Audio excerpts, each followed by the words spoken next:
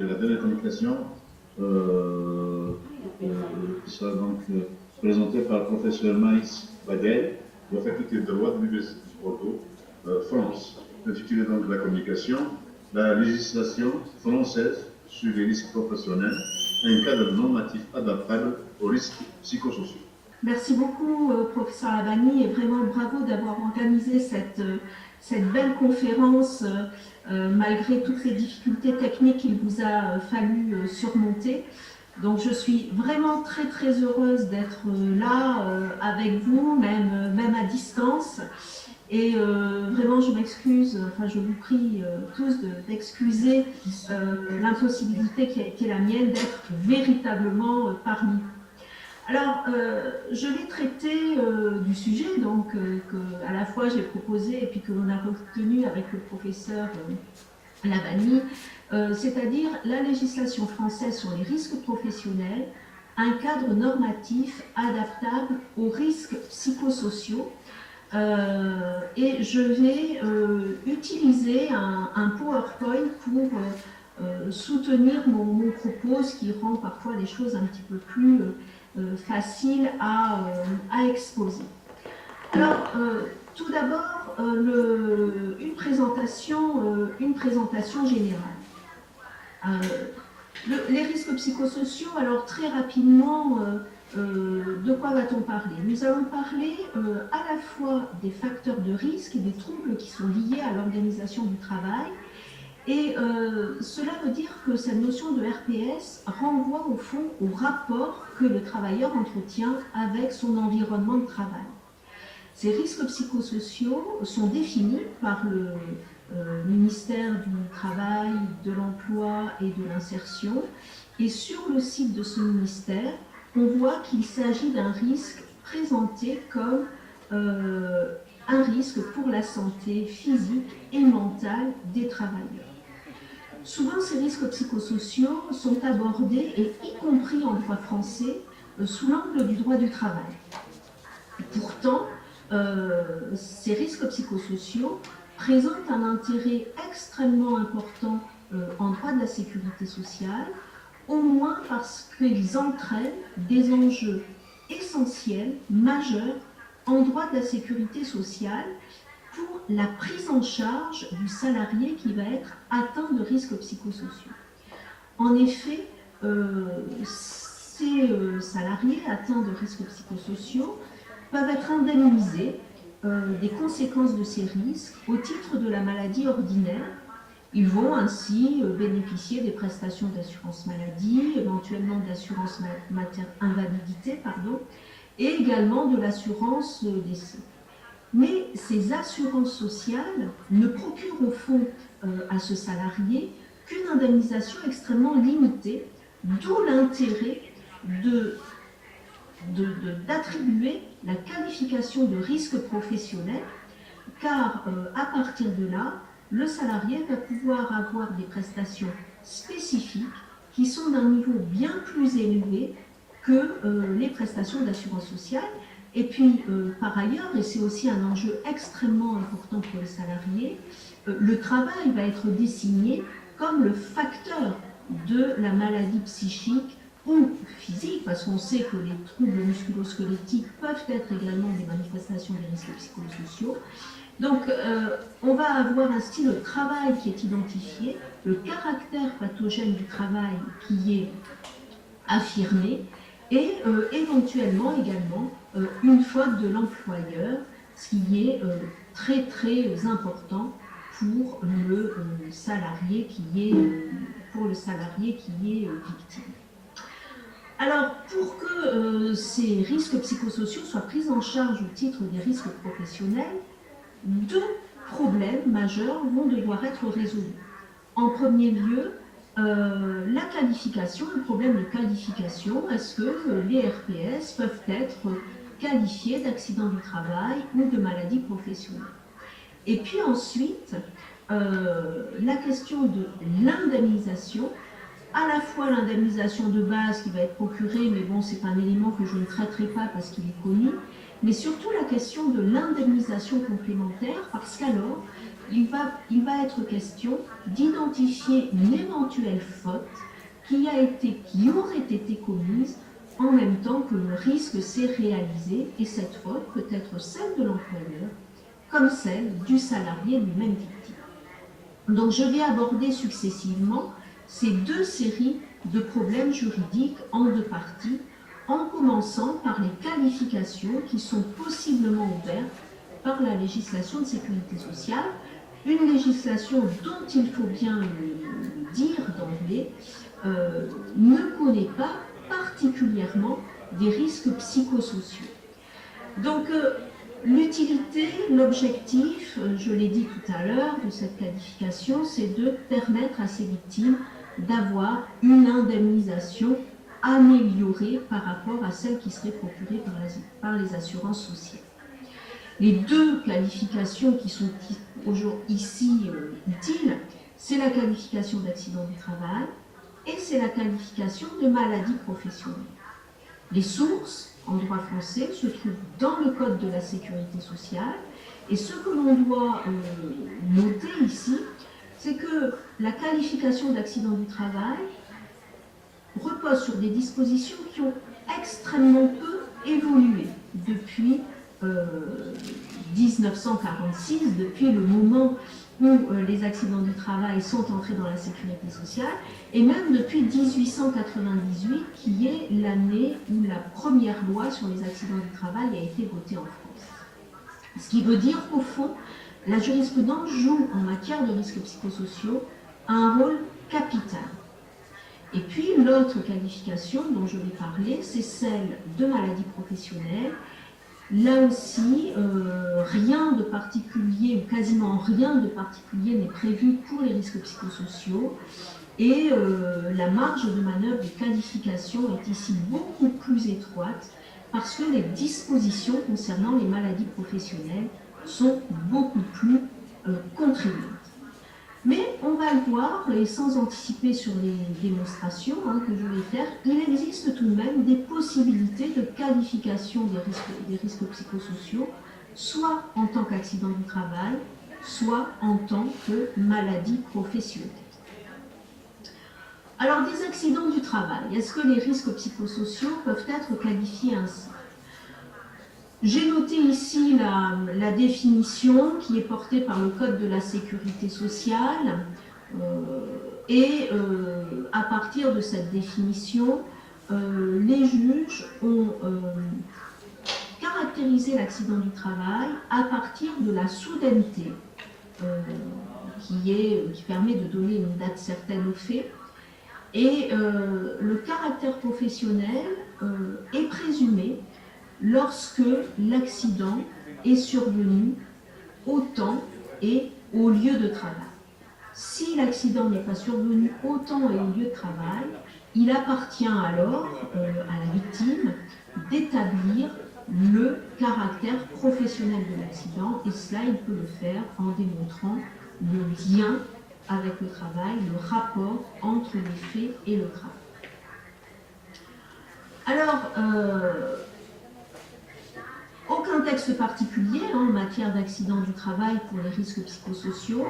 La seule chose qu'il est possible de signaler, ce sont 3 circulaires qui ont été toutes les 3 publiées en 1982 et qui traitent de la prise en charge du stress post-traumatique au titre de l'accident du travail, notamment quand le stress apparaît à la suite d'une attaque à main armée. Le problème qui demeure néanmoins, c'est lorsque le trouble apparaît tardivement, puisque cette apparition différée tente à déconnecter le trouble du fait générateur qui est survenu. On observe que la jurisprudence s'est malgré tout saisie de ces possibilités, puisqu'un certain nombre d'applications jurisprudentielles permettent de voir que la qualification d'accident du travail a plusieurs fois été retenue pour être appliquée aux risques psychosociaux. Alors, j'ai ici signalé quelques indications. 2003, une dépression soudaine, diagnostiquée après un entretien d'évaluation.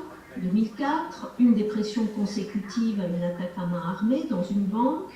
2012, un suicide survenu au temps et au lieu de travail, qui est présumé accident du travail, mais s'il est établi que ce geste a une cause totalement étrangère au travail, alors la qualification du travail peut être écartée, c'est un arrêt de 2005, et puis 2007 également, où les juges ont accepté qu'un suicide en dehors du temps et du lieu de travail, d'un salarié en arrêt maladie, mais qui s'expliquait par les difficultés que le salarié rencontrait au travail, eh bien, ceci avait permis de retenir la qualification d'accident du travail. Donc on voit qu'il y a tout de même des ressorts qui existent dans cette législation française, et on voit aussi que le juge s'est emparé des possibilités pour retenir cette qualification. Dans ces différents cas, on constate néanmoins qu'il y a une soudaineté, soit du fait générateur, soit de l'acte lui-même. On voit aussi que le juge accepte la qualification quand le trouble est lié à un harcèlement, mais la difficulté qui demeure néanmoins est que ces différentes décisions restent très difficiles à systématiser, donc il y a un problème de prévisibilité en fait de la qualification qui se pose. La jurisprudence n'est pas toujours très rigoureuse, la doctrine est elle-même partagée. Est-ce que la causalité doit être exclusive, c'est-à-dire est-ce que le travail doit être la cause exclusive, ou est-ce qu'il doit être la cause seulement partielle?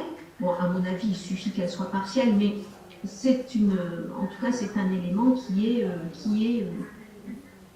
est contesté et discuté.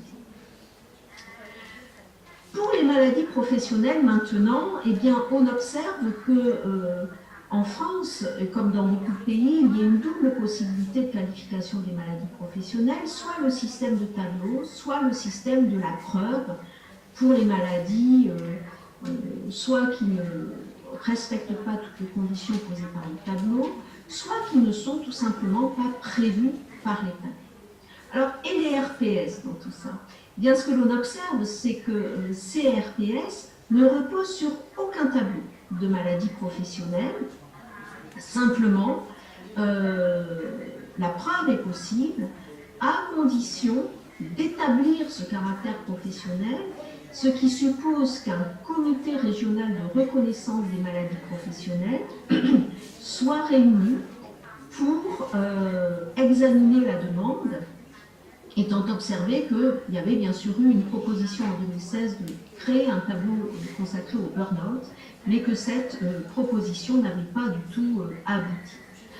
Ce qu'on doit observer néanmoins, c'est que le législateur en 2015, le législateur français, a apporté une attention extrêmement particulière au RPS, puisqu'il a décidé que ce fameux comité régional de reconnaissance des maladies professionnelles, le C2RMP, devait être composé de façon particulière lorsqu'il avait à examiner les pathologies psychiques. Et notamment, il pouvait siéger alors dans le comité un spécialiste de la psychiatrie avec des titres particuliers, soit un praticien hospitalier spécialisé en psychiatrie. Alors, une attention particulière, certes, mais au fond, en pratique, quelle est la reconnaissance?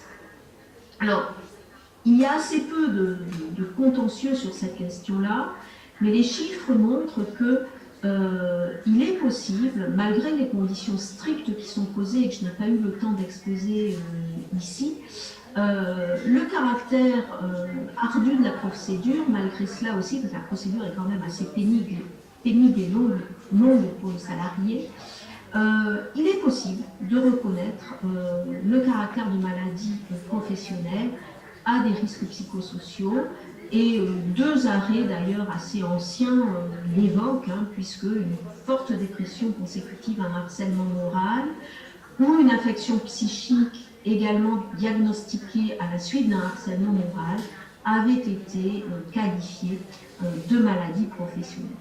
Donc, maladie, accident, la différence entre les deux étant que l'accident, le risque psychosocial qui trouve son origine dans un fait soudain auquel on donne date certaine va être qualifié d'accident du travail, alors que lorsque cette maladie apparaît à la suite, au fond, d'un processus, de conditions de travail pathogènes, alors c'est la qualification de maladie professionnelle qui pourra être attribuée. Alors qu'en est-il maintenant des indemnisations? En 5 petites minutes, je vais m'efforcer d'être très rapide et j'ai l'œil sur le chronomètre. 2 questions qui se posent, celle de la faute intentionnelle et de la faute inexcusable. Pourquoi ces 2 questions? Parce que ce sont l'une et l'autre, d'une part, des leviers pour améliorer l'indemnisation automatique et forfaitaire qui est garantie de toute façon, ou encore ce sont des moyens, lorsque ces fautes sont commises par la victime, de diminuer, voire de supprimer son indemnisation automatique et forfaitaire. Donc il y a vraiment un enjeu qui est là extrêmement important. Donc la faute intentionnelle de l'employeur permet à la victime d'agir sur le fondement du droit commun, de faire tomber l'immunité de l'employeur, et elle se définit comme un acte volontaire accompli avec une intention de causer des lésions corporelles et ne résulte pas d'une simple imprudence, si grave soit-elle. Qu'est-ce que ça veut dire? Ça veut dire au fond que ce qui permet d'identifier cette faute, c'est l'intention de nuire, l'intention de commettre le dommage qui est celle de l'auteur. Ce qui veut dire que ce n'est pas parce qu'on a un délit intentionnel en droit pénal que l'on aura une faute intentionnelle en droit de la sécurité sociale. Et cela a été très bien dit et exprimé dans un arrêt qui a été rendu en 2016 par la Chambre criminelle. La faute intentionnelle a été exclue en cas de harcèlement quand la victime n'avait pas pu prouver que l'auteur avait recherché le dommage.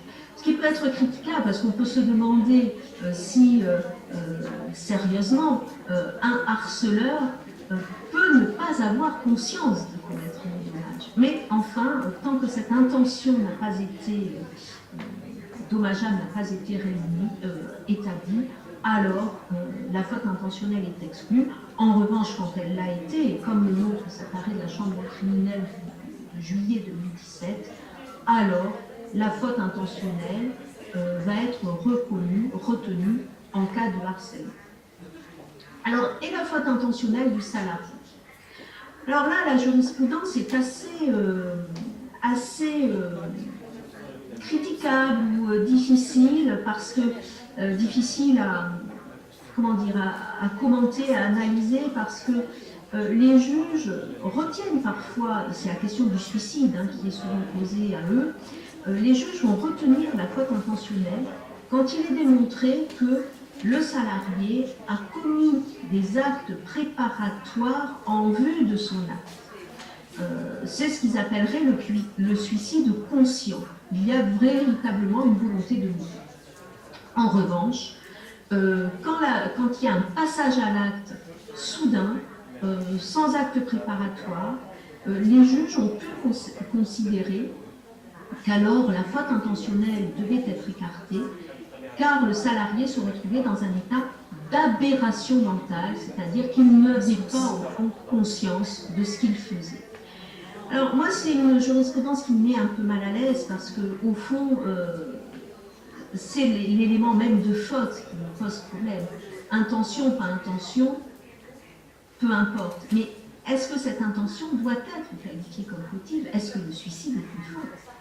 C'est tout simplement ça qui peut être discuté, parce que le terme même de faute comporte un élément moral, qui peut être évidemment contesté en cas de suicide. Concernant la faute inexcusable, et il me reste 45 secondes, donc je n'aborderai pas ici l'évolution de la définition, même si cette faute inexcusable de l'employeur est désormais définie depuis octobre 2020, donc c'est très récent, à partir de l'obligation légale de sécurité qui se trouve dans le Code du travail, et non plus à partir de l'obligation contractuelle de sécurité de résultat. Donc ça, c'est une évolution jurisprudentielle tout à fait intéressante. Ce que l'on observe, c'est qu'il y a beaucoup d'articles, d'arrêts qui ont retenu la faute inexcusable de l'employeur lorsque le passage à l'acte du salarié ou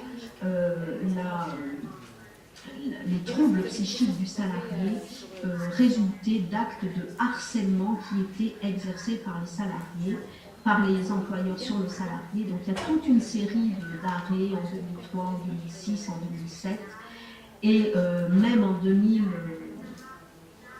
2017, on voit aussi que même si la faute inexcusable n'a pas été retenue, c'est une jurisprudence qui est tout de même très fournie, qui est présente dans le droit français.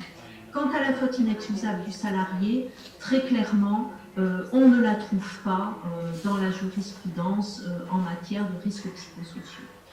Pour conclure en 2 mots, donc une législation qui a une potentialité pour la qualification des risques psychosociaux, maladies professionnelles ou accidents du travail, qui présente des ressorts pour retenir la faute intentionnelle de l'employeur, celle du salarié aussi hélas, et pour retenir la faute inexcusable de l'employeur, mais un champ d'application réduit pour cette législation parce qu'elle ne s'applique qu'aux salariés.